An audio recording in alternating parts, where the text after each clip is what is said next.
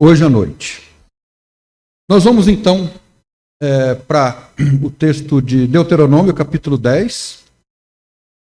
Esse é um outro sermão no livro de Deuteronômio. Deuteronômio, capítulo 10. Apesar de estarmos no capítulo 10, mas eu acho que esse é o 13º sermão, se eu não estou enganado, no livro de Deuteronômio. Deuteronômio, capítulo 10.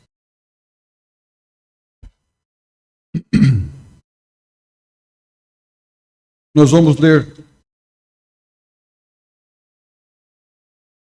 ler até o versículo 13.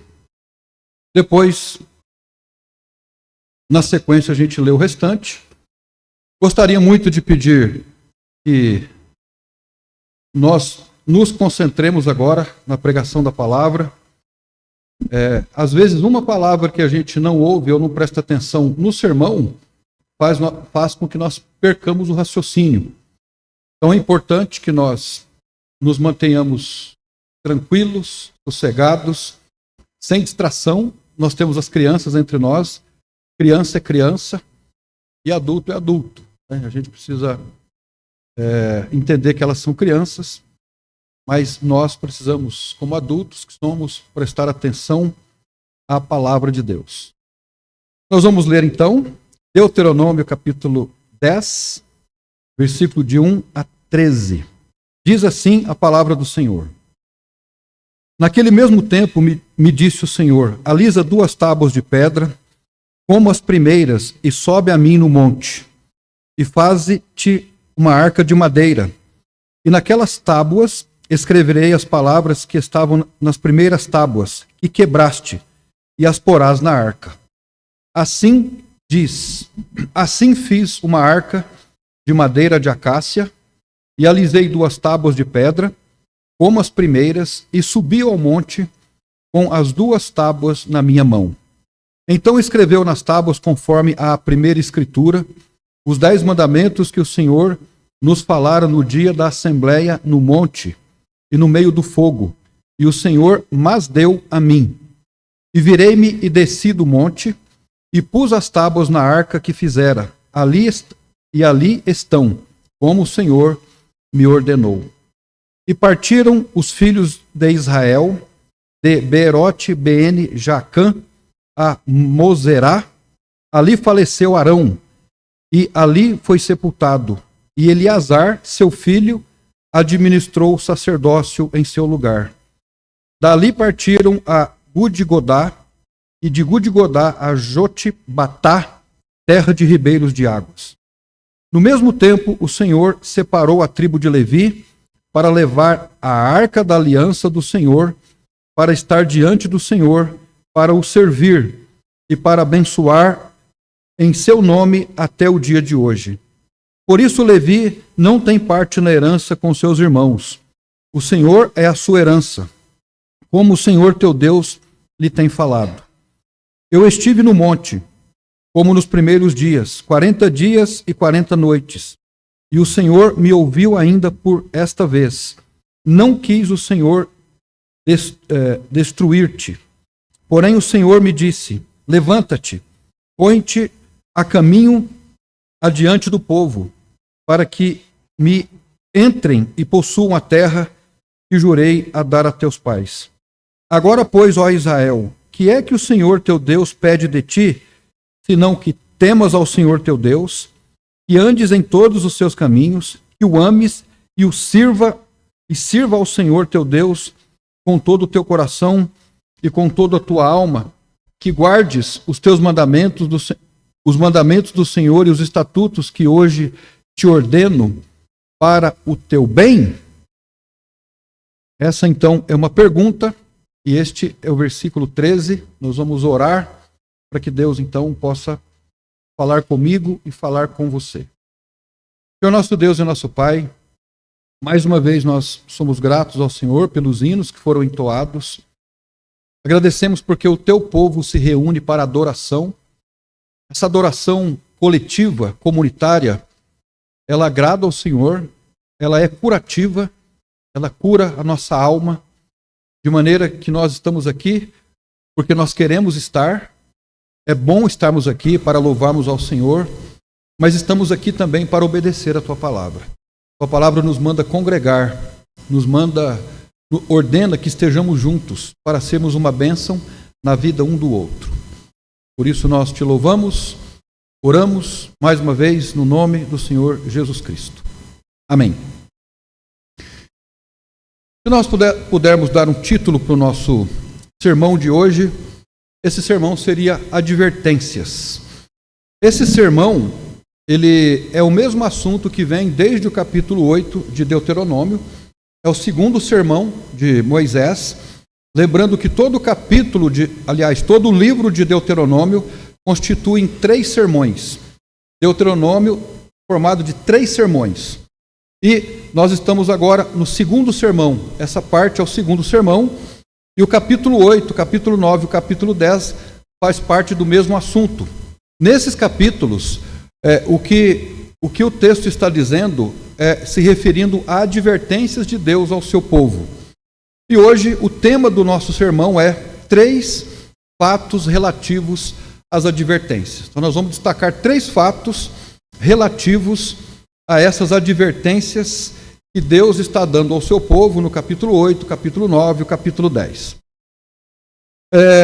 E antes de nós falarmos sobre as 3 advertências, eu gostaria de fazer de maneira introdutória 5 tópicos importantes que poderiam ser o resumo de todo o capítulo, do capítulo 10.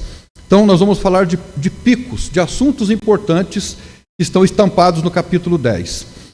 O primeiro destaque que nós precisamos dar é que Moisés faz aqui uma descrição sobre como Deus está entregando a ele novas tábuas de pedra para que Deus de novo escrevesse a lei, porque nós vimos que o povo desobedeceu, Moisés quebrou as 2 tábuas de pedra que foram feitas no primeiro momento e que agora ele sobe ao monte, ele leva as 2 novas tábuas de pedra e depois que Deus escreveu, ele coloca dentro da arca, provavelmente para que não corresse o risco de quebrar novamente, né?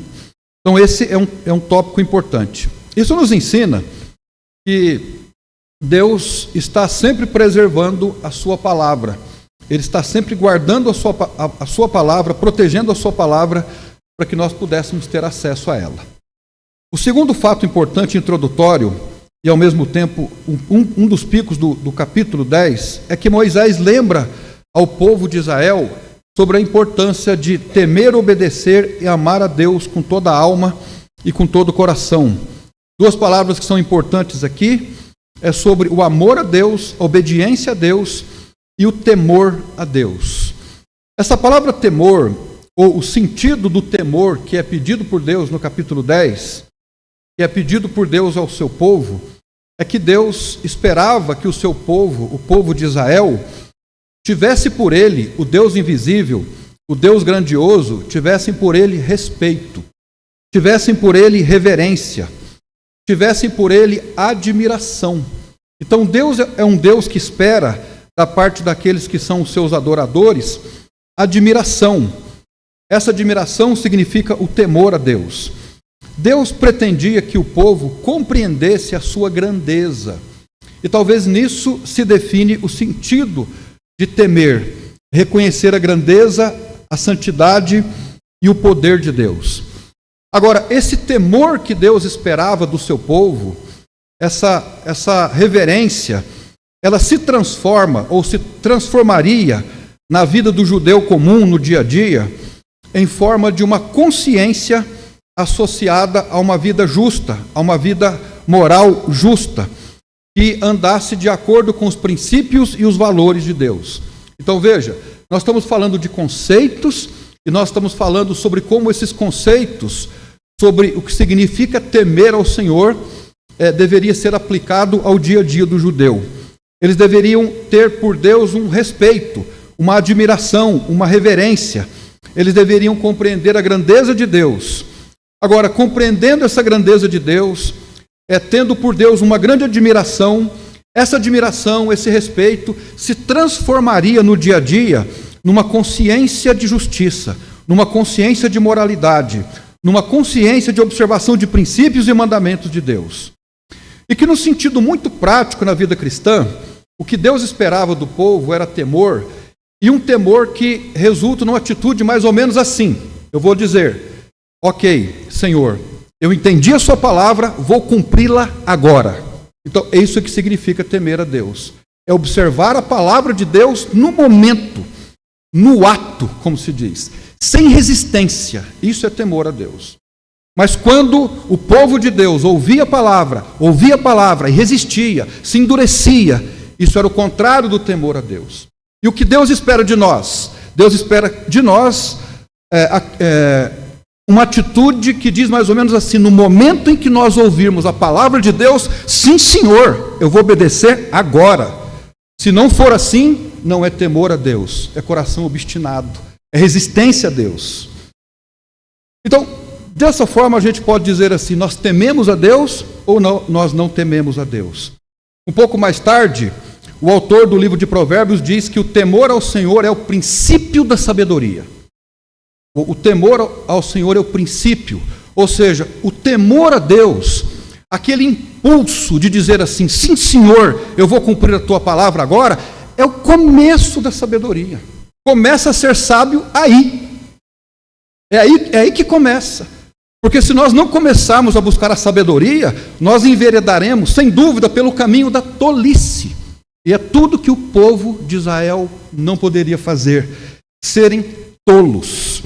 Que hoje à noite nós não sejamos tolos, mas ao ouvirmos o som da trombeta da palavra de Deus, quando a palavra diz conosco no dia a dia, quando ouvimos aqui na igreja, que nós façamos assim: amém, Senhor, sim, Senhor, e saiamos e cumpramos aquilo que a Bíblia nos ensina sem resistência. Então, em terceiro lugar, Deus também esperava que o povo fosse misericordioso. Lá no versículo 18, ele esperava que eles fossem misericordiosos com os órfãos, com as viúvas, com o estrangeiro, porque eles foram muito bem tratados numa terra estranha. Deus também espera que nós sejamos misericordiosos uns com os outros. Que nós tratamos bem dos órfãos, das viúvas, dos estrangeiros, ou seja, que façamos o bem àqueles que verdadeiramente precisam. Esse é um aspecto fundamental da vida cristã prática. Em quarto lugar, Moisés fala sobre a importância da circuncisão no coração. Ele fala sobre isso lá no versículo 16. Circuncidai, pois, o prepúcio do vosso coração, e não mais endureçais a vossa cerviz. Todos nós sabemos o que é o prepúcio, e no coração não tem isso, né? Mas o texto diz do coração, ou seja, façam uma cirurgia no coração de vocês. Ele ressalta aqui o aspecto interior da vida do judeu e não somente o aspecto exterior. Em quinto lugar, Moisés também destaca que a terra na qual eles passavam a pisar pertencia a Deus. E pelo fato de pisarem numa terra que não lhes pertencia, mas que pertencia a Deus, foi emprestada para que ali eles vivessem, estabelecessem família, criassem herança, mas a terra era de Deus. E isso deveria criar neles um sentimento de louvor e adoração. Então, agora nós vamos dividir o capítulo em 3 partes e falarmos sobre as partes que são importantes. Essas partes são importantes para o nosso entendimento. Nos versículos de 1 a 5, o que acontece aqui é a entrega das novas tábuas da lei. Então, esse é o primeiro fato relativo à advertência, as novas tábuas da lei. Nós já lemos o versículo, os versículos nós não vamos ler de novo. Agora, no último sermão, no último capítulo, nós vimos que Moisés quebrou as pedras onde estavam escritas a lei. Agora, quando pela primeira vez Moisés subiu ao monte e recebeu do Senhor as tábuas da lei, lá no finalzinho, no capítulo 24 de Êxodo, 24 de Êxodo, quando Deus fala ao povo aquilo que Deus havia falado para ele. Aliás, quando Moisés fala ao povo que Deus havia falado com ele, a nação de Israel falou assim para Moisés: todas as palavras que o Senhor tem falado, faremos. Olha aqui que coisa interessante. Quando Moisés entrega a lei de Deus para o povo, qual foi a resposta do povo em relação à lei? Moisés, tudo que o Senhor disse a você, faremos. No entanto, o povo não cumpriu a sua palavra. E ao invés de instituírem a Deus no coração, eles destituíram a Deus do coração pelo método da substituição. Entendeu o jogo de palavra? O que Deus queria é que ele fosse instituído como Deus do coração do povo. Mas em vez de constituir a Deus, de instituir a Deus no coração, eles destituíram e substituíram a Deus pelo bezerro de ouro. Nós falamos sobre isso a semana passada. Irmãos, Deus nos fez para adoração. Não há nessa face da terra ninguém que não esteja adorando alguém ou alguma coisa. Vamos pensar na Vitória. Talvez a Vitória seja a pessoinha mais nova aqui, não é? É a Vitória. Vamos pensar na Isa, que talvez seja a segunda, o Benjamin. Vocês acham que essas crianças são neutras de adoração? Não, elas não são. Elas não são. Elas estão o tempo todo buscando alguma coisa para adorar, ou alguém. O ser humano não é neutro. Ele sempre está procurando adorar alguma coisa. E Deus espera que nós o instituamos no nosso coração. Ele espera que nós nos dediquemos a Ele em forma de adoração. Porque se não for Ele, será uma outra coisa, será um outro objeto. O que o povo fez foi superar o Deus invisível pela instituição e substituição de um Deus feito por mãos humanas. Isso fez com que o povo quebrasse o seu acordo com Deus. Isso fez com que Moisés quebrasse também as 2 tábuas que foram entregues ao povo. E agora, neste cenário, Deus manda Moisés se ocupar e receber novas tábuas da lei de Deus. E nos versículos 4 e 5 é notado uma coisa interessante. Versículo 4. Então escreveu nas tábuas conforme a primeira escritura.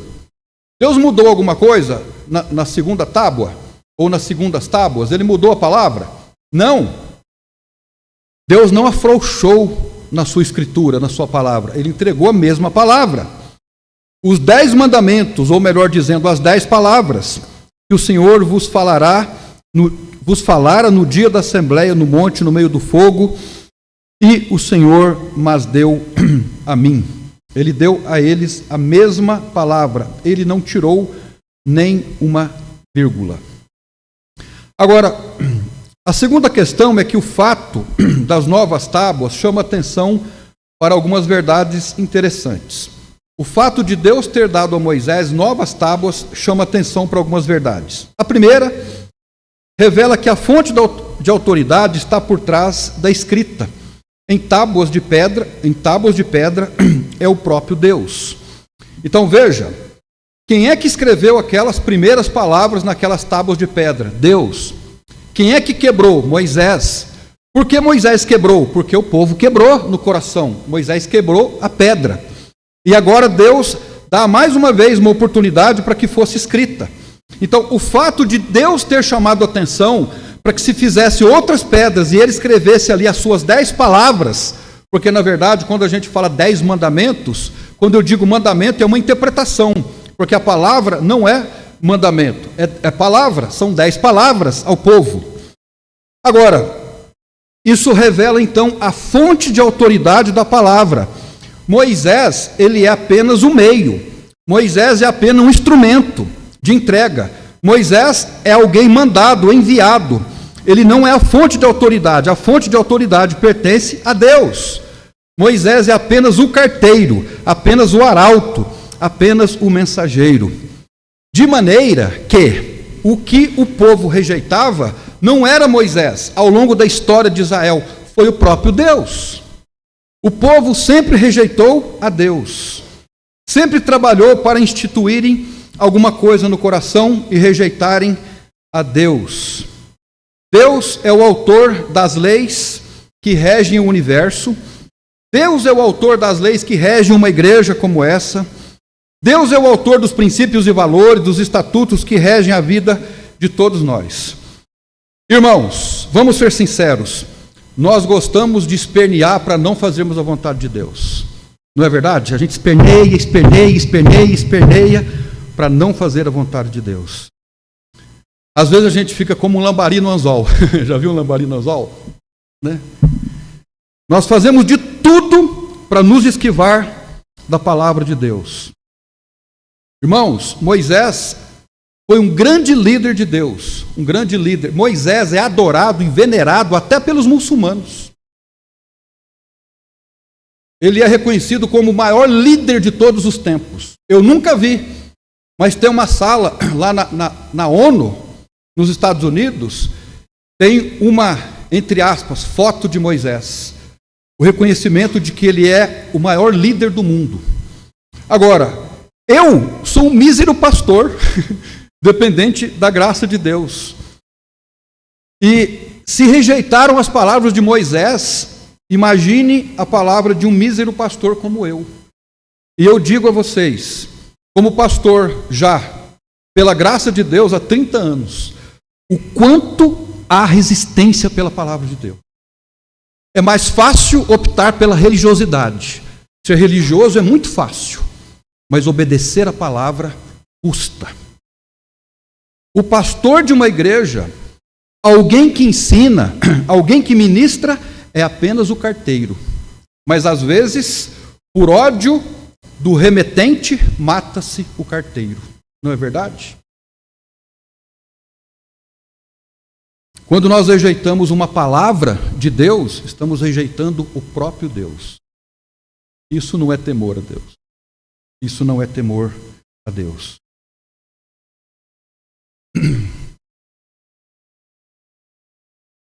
As novas tábuas foram escritas para reafirmar a autoridade. Em segundo lugar, as novas tábuas foram escritas por causa de insistência. O ato de esculpir novas pedras, onde escrever novamente a lei de Deus, revela também o plano insistente de Deus para com o seu povo. A feitura do bezerro de ouro foi o pecado do povo, mas não anulou o amor obstinado de Deus. Ele estava dando uma nova chance, uma nova oportunidade para o povo, demonstrando a sua graça. Irmãos, nós somos legalistas. Deus não é legalista. Já prestou atenção nisso? Deus não é legalista. Às vezes nós agimos uns com os outros de maneira que nem Deus agiria. Nós, principalmente nós, batistas fundamentalistas, nós somos legalistas. Nós notamos um pecado na vida do outro, a gente fala condenado. Né? E esquecemos de olhar para nós. Mas é para nós que nós temos que olhar. Deus não é legalista. Deus está dando uma nova oportunidade para o povo. Ao entregar uma nova pedra, uma nova escrita, Ele dá uma nova oportunidade. Agora, Deus é bom, mas Deus não é bonzinho. Ele dá oportunidades para nós. Mas nós precisamos ser mordomos das oportunidades. E o que é ser mordomo de uma oportunidade? É aproveitar as oportunidades que Deus nos dá. Você já prestou atenção que Deus, na sua soberania, o Deus que tem nas mãos o controle de todas as coisas, quando nós queremos agir de uma forma obstinada, Ele vai dando corda para a gente? Ou não? Ou Deus coloca em nós um cabresto, quando a gente está andando fora, Ele fala, vem cá, vem para cá. Deus não faz isso. Deus vai dando corda para a gente, né? Porque é aquilo que nós queremos. Agora, o que acontece conosco é que lá na frente a gente se embaraça na corda, né? Tropeçamos, nos amarramos, nos prendemos. E por isso, nós precisamos nesse sentido, fazer uma análise. Deus estava dando para aquele povo uma nova oportunidade. Ele reafirma a sua autoridade, ele dá uma nova oportunidade para aquele povo. Irmãos, eu fico muitas vezes pensando sobre os motivos pelos quais Israel era tão obstinado para com Deus. Por que que aquele povo era um povo de dura serviço, mas era um povo duro demais? Você já se fez essa pergunta? Eu já. E qual é a conclusão que eu tirei para mim? O que eu acho, o que eu penso, o que eu acredito? Que a nação de Israel foi eleita por Deus para representá-lo na terra. Mas pelo fato de serem judeu, não significava que eram convertidos, regenerados, que tinham um novo coração. A nação foi eleita, mas o indivíduo que compunha a nação não foi salvo pela eleição. Cada um tinha que crer no Messias que viria para então ser salvo. Então eu acredito que a maioria daqueles judeus que tinham o coração endurecido para com Deus não era convertida. Você acredita nisso? Eu acredito nisso. Hoje em dia, nós estamos vendo os escândalos no Brasil inteiro, não só no Brasil, mas nos Estados Unidos. Escândalo no meio evangélico. Escândalo aqui, escândalo ali, isso, aquilo, outro. E aí então nós falamos assim, nós temos que ter cuidado com os falsos profetas. Falsos profetas, falsos pastores, falsos professores de Bíblia, falsos missionários que estão ensinando as pessoas o caminho errado. Mas sabe uma pergunta que nós temos que fazer para nós mesmos? Não existe também falsas ovelhas? O que é uma falsa ovelha? É uma pessoa má, é uma pessoa maligna, que conspira contra a obra de Deus, que está o tempo todo planejando alguma coisa ruim para os outros, ela tem uma má conduta, ela tem uma má intenção, é uma pessoa intragável? Não necessariamente. Uma falsa ovelha pode ser um batista de primeira categoria, de primeira classe, mas ele não tem um coração regenerado. Ele é um religioso, é uma falsa ovelha. E essa falsidade, em algum momento, ela virá à tona. Então, o que é necessário é ouvir a lei, prestar atenção na autoridade da lei, prestar atenção nas chances que Deus dá, abrir o coração, entregar a Deus o coração. O Senhor não adicionou e tampouco retirou alguma palavra da lei que já havia sido dada àquele povo. E ele entregou para que eles vivessem de acordo com ela. A mesma palavra em tábuas, foi a mesma palavra em tábuas diferentes, mostrando então a sua insistência para com aquele povo. Hoje de manhã nós fizemos um comentário, ainda que rápido, sobre o fato de nós andarmos com Deus. Deus quer que nós andemos com Ele, que cumpramos a sua vontade. Mas quem dá o compasso nesse andar é Ele. Deus anda na frente, nós andamos atrás, nós seguimos os seus passos, nós seguimos a sua palavra, nós somos orientados por Ele. As tábuas foram quebradas por Moisés, porque o povo quebrou o mandamento de Deus. Eu faço uma pergunta. Você, no seu coração, tem quebrado a lei de Deus? Você, no seu coração, eu me fiz essa pergunta hoje. Essa é uma pergunta que nós temos que nos fazer. No seu coração, você tem quebrado a palavra de Deus? Se você tem quebrado a palavra de Deus no seu coração, de alguma maneira, Deus faz para você novas tábuas, mas Ele apresenta a mesma lei. De maneira que o problema não está na lei e nas tábuas, está com você, está comigo. Então, eu preciso arrumar a minha vida, você precisa consertar a sua vida. Queridos irmãos, o pecado, seja ele qual for, ele tem uma consequência. É uma questão de tempo. Ele vai cobrar caro. Se hoje à noite você tem quebrado algum princípio, algum mandamento, algum estatuto de Deus, jejue, ore, peça a graça de Deus e abandone. Porque Ele vai cobrar. Ele vai cobrar. no seu coração, você tem quebrado a lei de Deus? Você tem sido indiferente para com os princípios de Deus? Se você tem feito isso, saiba que você está afrontando ou está ignorando a palavra de Deus. Não é a igreja, não é o pastor, não é o irmão, não é a irmã. É Deus, o Deus eterno e todo-poderoso. Eu quero dizer que aquelas palavras de Deus, elas foram deixadas dentro da Arca da Aliança. Especula-se muito sobre onde está a Arca da Aliança, né? Dizem que já sabem onde ela está. Em algum momento vão trazer para que todo mundo reconheça a Arca da Aliança. Agora nós temos as 10 tábuas aqui, a palavra de Deus. Quem de nós pode dizer assim, eu sou perfeito no cumprimento da Bíblia? Ninguém é, irmão. Ninguém é. Mas aquilo que Deus pede de nós, que nós cumpramos, que nós façamos, não é difícil. Não é difícil. Nós precisamos, então, observar. Em segundo lugar, a intercessão de Moisés. Agora nos versos de 6 a 11. Nós não vamos ler de novo os versos de 6 a 11. Apenas alguns versículos, como por exemplo o verso 6. O verso 6 diz assim: Partiram os filhos de Israel de Beerote Bene Jaacã a Moserá. Ali faleceu Arão, e ali foi sepultado e Eleazar, seu filho, administrou o sacerdócio em seu lugar. Então aqui alguma coisa nos chama a atenção.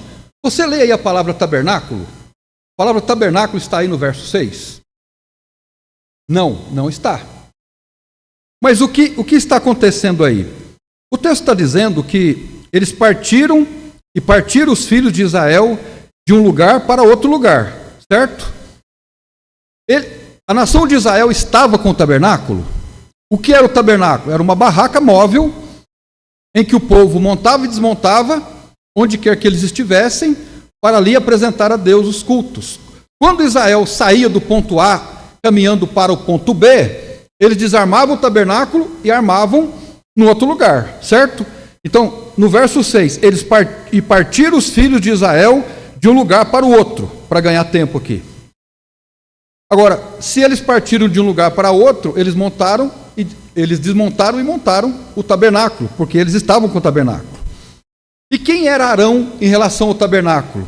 Arão era irmão de Moisés. Arão era classe sacerdotal, era família sacerdotal. Ele tinha autorização, e não somente autorização, mas uma convocação do próprio Deus para oficiar no tabernáculo. Mas Arão, irmão de Moisés, morreu. E ali foi sepultado. E Eleazar, seu filho, administrou o sacerdócio no seu lugar. Para administrar o sacerdócio, se administra onde? No tabernáculo. Então, nós não lemos a palavra tabernáculo aí, mas fica deduzido que o tabernáculo estava presente. Estava presente para quê? Para que Arão, ou para que Eleazar e também Moisés intercedessem pelo povo. Não há dúvida nenhuma, irmãos, de que em todos os lugares onde o povo estivesse, tanto Moisés como Arão e os sacerdotes estavam o tempo todo intercedendo pelos judeus. Estavam intercedendo. E não somente intercedendo, mas eles estavam fazendo sacrifícios. Eles estavam adorando a Deus, estavam ensinando a lei. Os levitas eram responsáveis pelo ofício dentro do templo. É abordado aqui então a questão do sacerdócio levítico. Os levitas foram eleitos, foram separados por Deus para cuidarem das questões religiosas. E dentre os levitas, a família de Arão foi escolhida como classe sacerdotal. Então, o que nós aprendemos aqui? Aprendemos aqui que nessa caminhada cristã, como adoradores de Deus que somos, como caminhantes que somos, eu e você precisamos praticar a intercessão uns pelos outros. As nossas reuniões de oração, como a Gisele falou, têm sido uma bênção. Eu vou repetir porque tem sido verdade, tem sido uma bênção. Apesar de que o pastor não tem vindo, né? Nas 2 reuniões a gente não esteve, por outros motivos, a gente estava em outros lugares. Mas quando eu estou presente, eu saio daqui entusiasmado, animado, porque eu acredito que a intercessão, eu acredito que colocar-se no lugar do outro, interceder pelo outro, oficiar pelo outro, é uma tarefa cristã. Agora, quanto nós temos feito, irmãos, no sentido de intercessão, pensando na adoração, no culto que se deve fazer para Deus, quanto é que nós estamos, como é que nós temos feito para Deus? Qual o valor que temos dado ao culto comunitário, à pregação, à adoração? Que valor nós temos dado a tudo isso? Eu acredito que nós estamos intercedendo. Nas reuniões de oração nós temos uma lista de todos os irmãos, de todas as pessoas que estão nos visitando, e oramos por todos.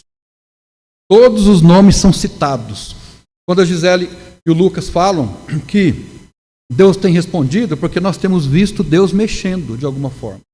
Deus está respondendo às nossas orações por causa dele. Mas é necessário intercessão. É necessário a nossa parte.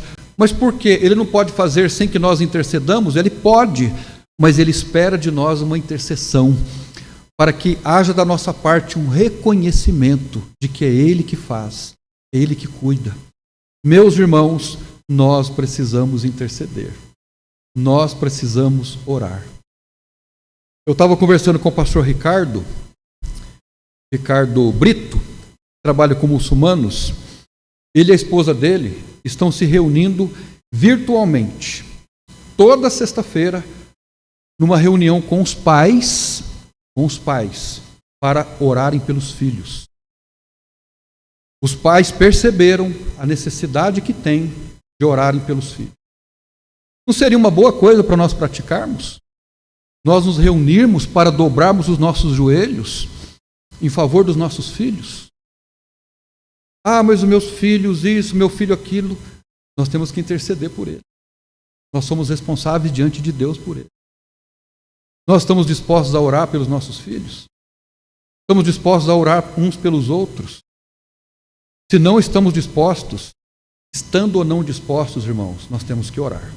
Nós temos que interceder. Seja em casa, seja na igreja, mas é preciso intercedermos.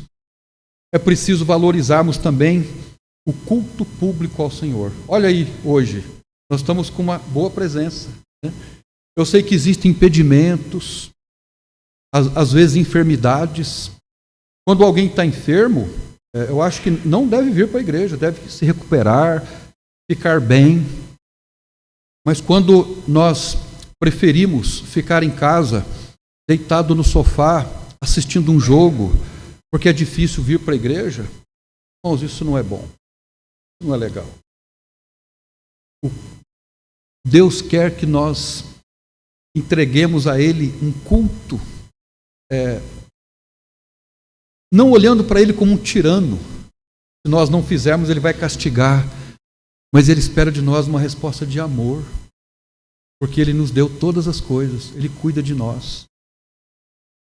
Valorize o culto, Deus. Cânticos.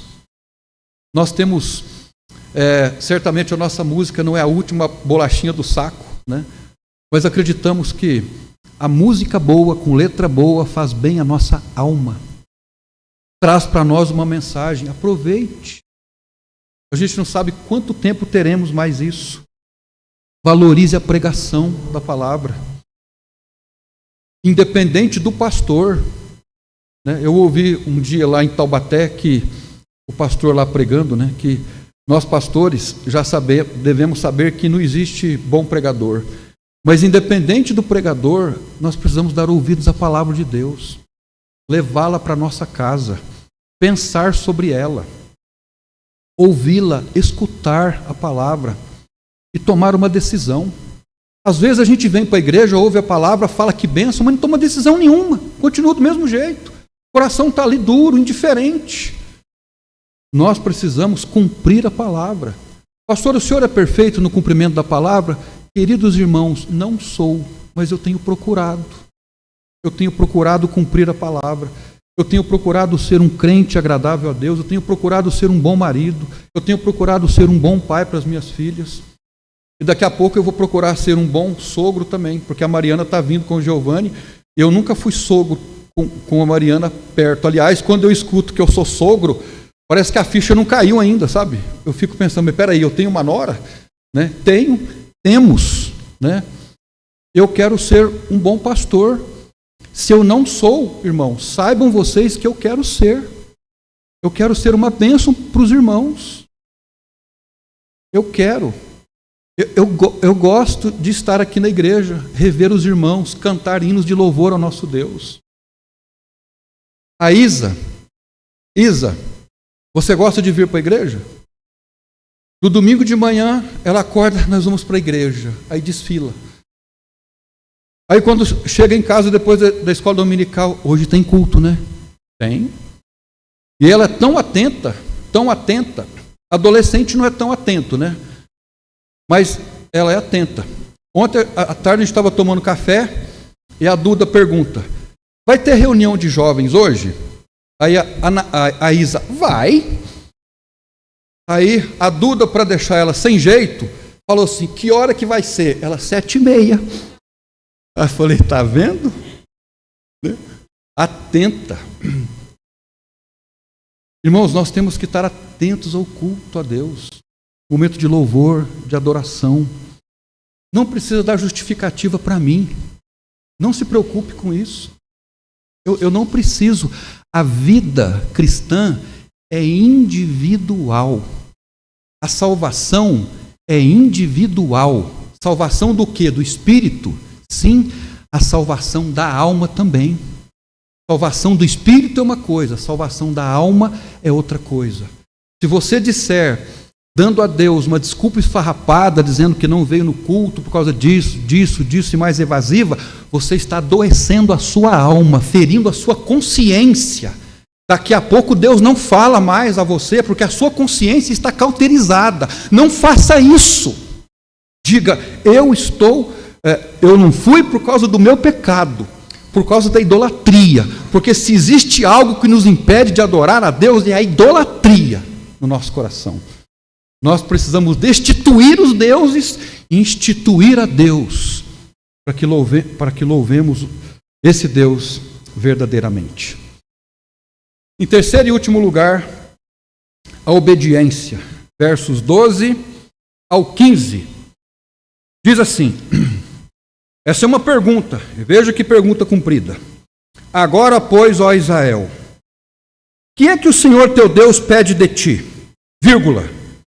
Senão que temas ao Senhor teu Deus, e que andes em todos os seus caminhos, e que o ames, que o sirva, e que sirva ao Senhor teu Deus com todo o teu coração e com toda a tua alma. Verso 13. Que guardes os mandamentos do Senhor e os estatutos que hoje te ordeno. Para o quê? Para o teu bem. Para o teu bem.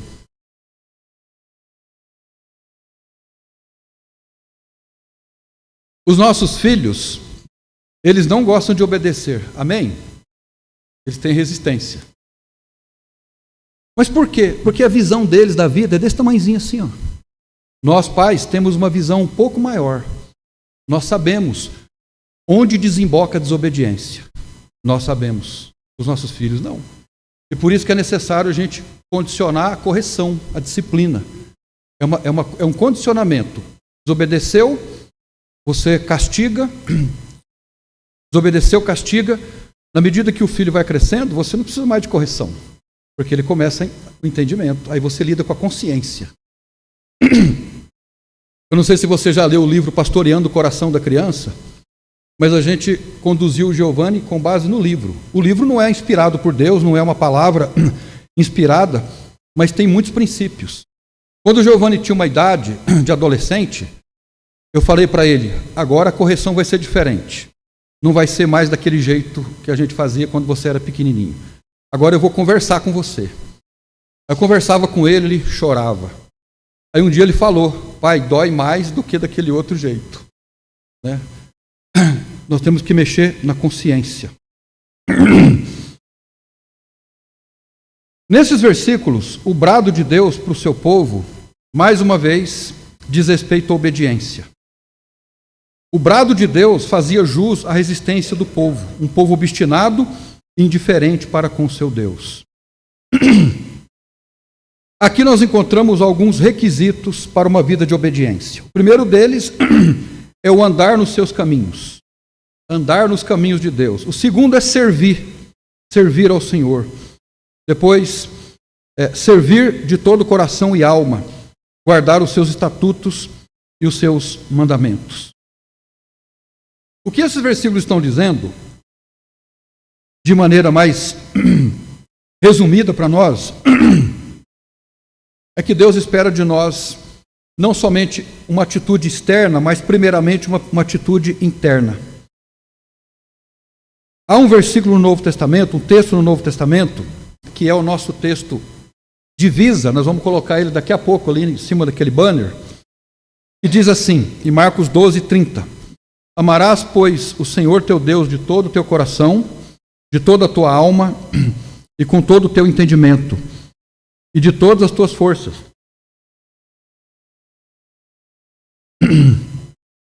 Este é o primeiro mandamento.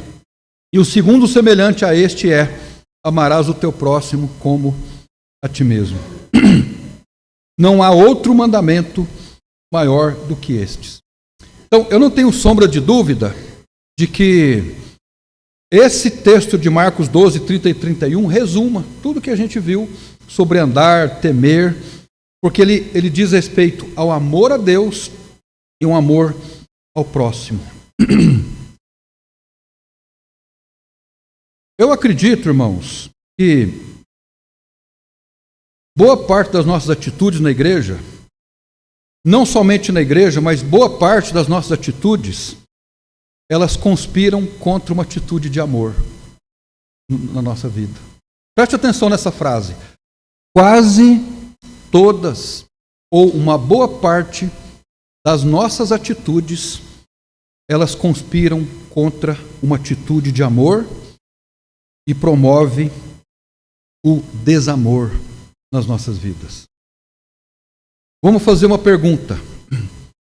Nós amamos mesmo uns aos outros? Nós temos amor uns pelos outros? Aí você pensa assim, pastor, o senhor tem? Eu devolvo a pergunta, você tem? Porque se a gente ficar nesse empurra, nós não vamos chegar a lugar algum. Nós temos que olhar para o alto, para Deus. Senhor, eu tenho amado a igreja, eu tenho amado a minha esposa, eu tenho amado os meus filhos, eu tenho amado os meus irmãos, ou eu estou preocupado comigo? O egoísmo hoje, irmãos, está destruindo a sociedade. Destruindo. A gente está falando da política, né? Cada um interessado promovendo os seus interesses. E nós? Nas coisas pequenas. O que nós estamos fazendo? Deveríamos buscar os interesses do Senhor para nós e não os nossos. Então, em primeiro lugar, os requisitos. Em segundo lugar, a razão da obediência. Existem vários motivos para alguém obedecer. Por exemplo, se você tem um filho, você diz assim para ele, olha, se você obedecer, no final do ano eu compro uma bicicleta para você. Olhou rápido, né? Essa é a obediência. Isso é uma troca. A obediência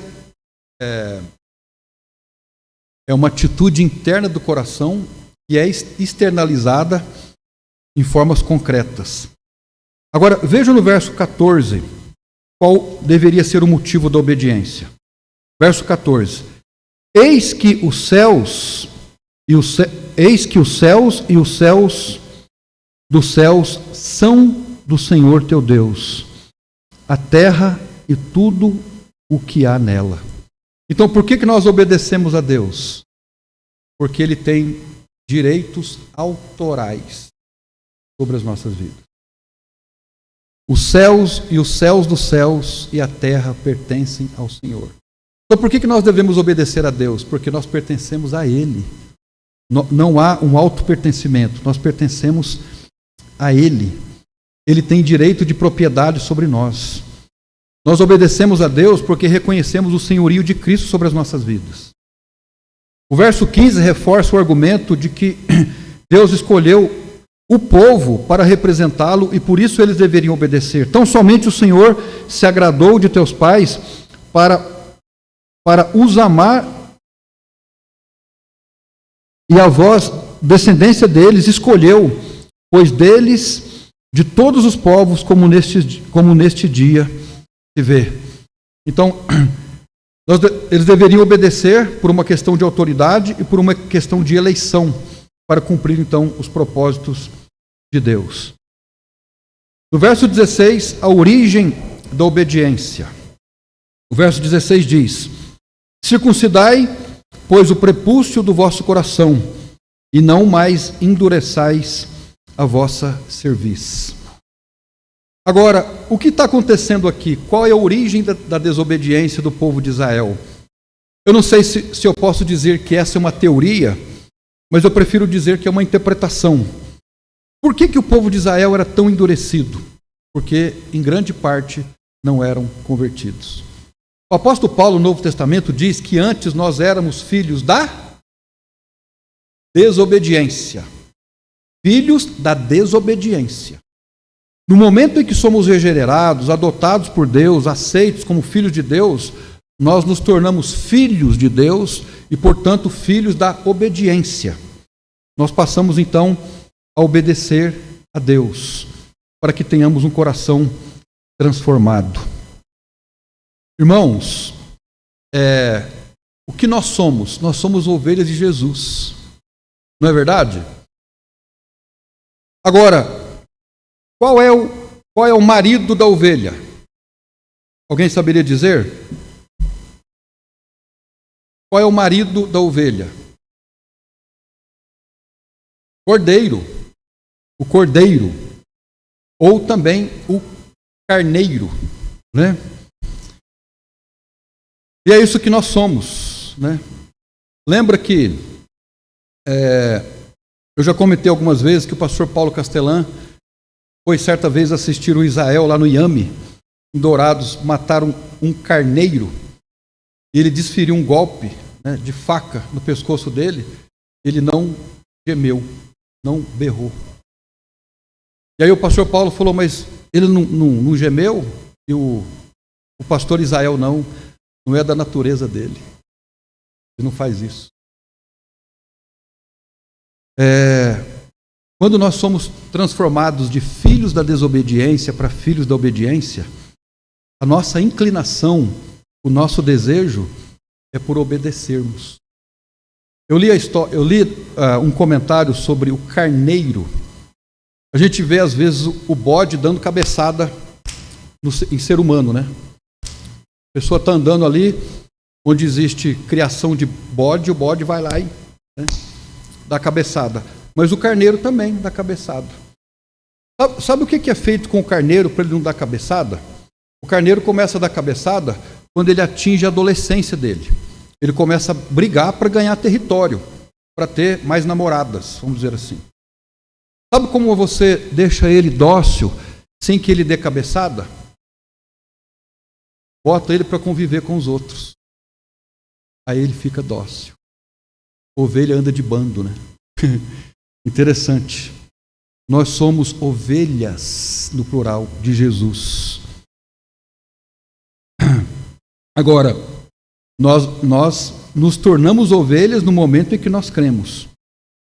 Se nós pudermos colocar um texto que seja ligado a esse aqui, do verso 16, sobre a circuncisão no coração, nós poderíamos ler Ezequiel 11:19, que diz: e lhes darei um só coração, e um espírito novo porei dentro de vós, e tirarei da sua carne o coração de pedra, e lhes darei um coração de carne. Na nossa regeneração, nós recebemos um coração de carne, um coração que possui vida. E essa é a razão porque nós tendemos a uma vida de desobediência. Agora, qual é a conclusão desse raciocínio? Qual é a conclusão? Se eu insisto na desobediência, eu devo reavaliar a minha conversão. Eu devo reavaliar a minha conversão.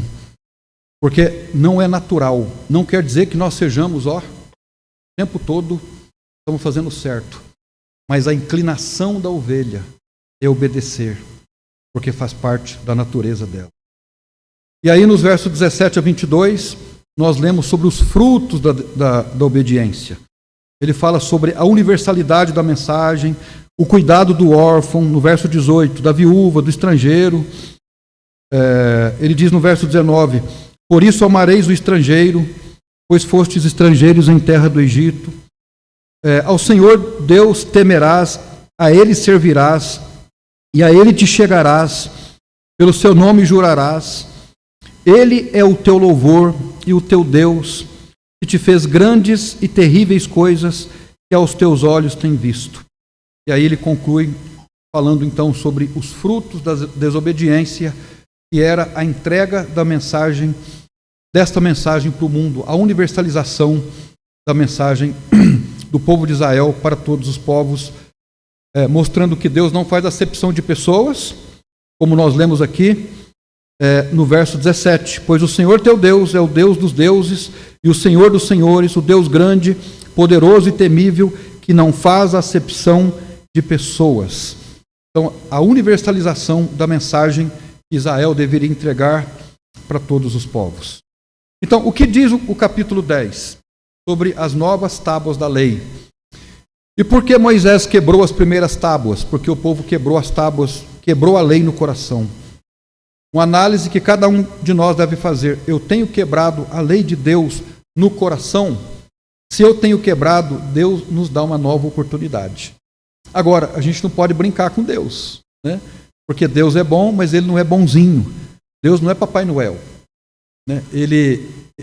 A respeito dele deve ser considerada também a sua severidade. O texto também nos chama a atenção para mediação, para intercessão.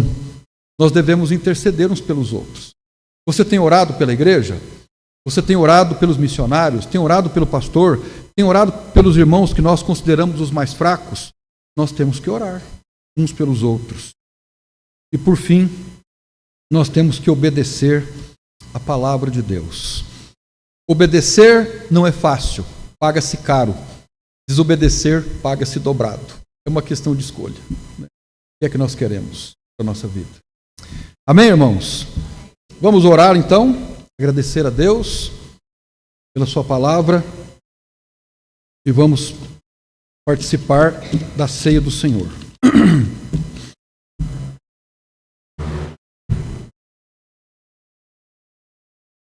Senhor nosso Deus e nosso Pai, nós nos sentimos às vezes envergonhados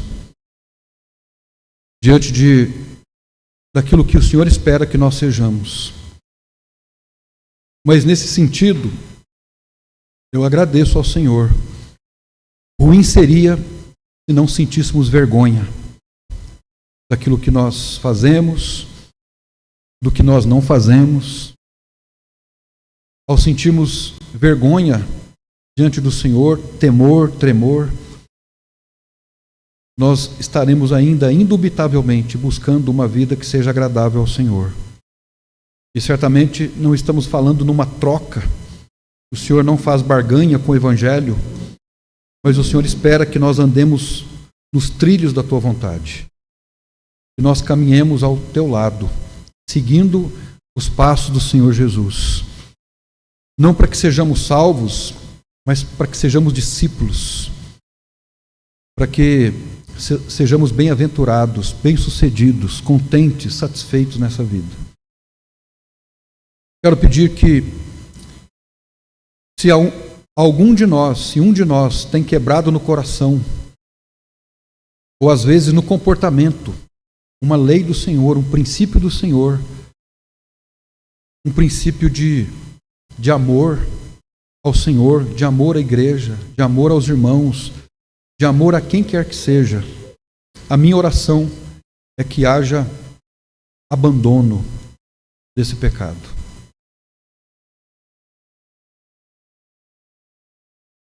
Nós estamos aqui reunidos em Teu nome e sabemos que o Senhor não é um Deus de brincadeira. O Senhor espera de nós uma vida agradável, uma vida de obediência, não uma vida de perfeição.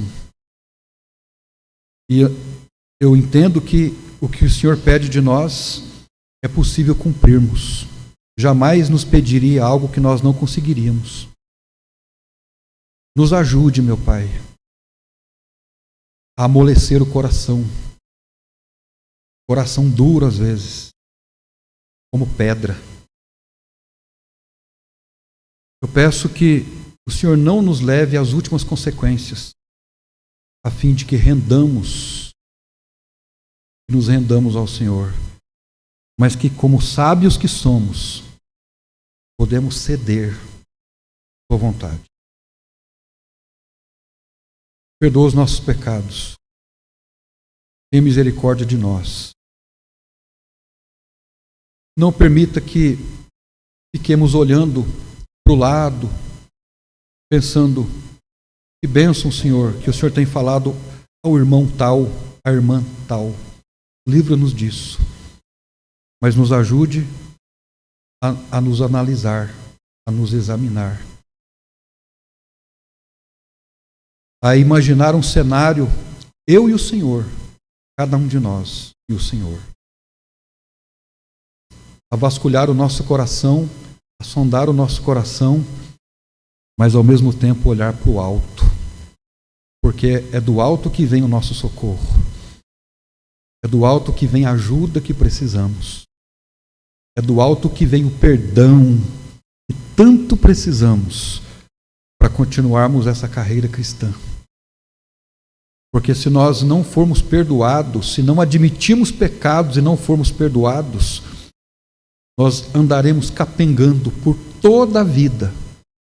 Seremos como Caim, um transeunte.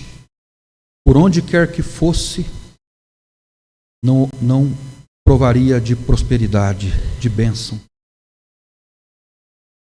Me ajude, meu Pai, nos ajude